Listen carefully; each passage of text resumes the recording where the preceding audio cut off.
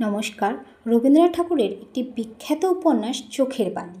এই উপন্যাসের প্রধান চরিত্র বিধবা বিনোদিনী, মহেন্দ্র ও আশালতা। এক তরুণ বিধবা বিনোদিনীর জীবন ও তার সাথে মহেন্দ্রের বিবাহ বহির্ভূত সম্পর্ক এবং আশালতার সাথে মহেন্দ্রের জটিল সম্পর্ক। উপন্যাসটিতে বিনোদিনী নামে এক তরুণী বিধবার জীবন ও তার সাথে মহেন্দ্রের মধ্যে গড়ে ওঠা এক আবেগপূর্ণ সম্পর্কে রয়েছে।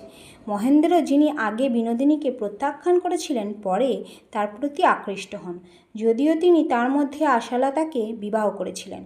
উপন্যাসটি এক জটিল সম্পর্কের পাশাপাশি বিনোদিনী ও আশালতার মধ্যে বন্ধুত্বের সম্পর্ক এবং মহেন্দ্রের শৈশব বন্ধু বিহারীর সাথে তার সম্পর্ককে তুলে ধরেছে।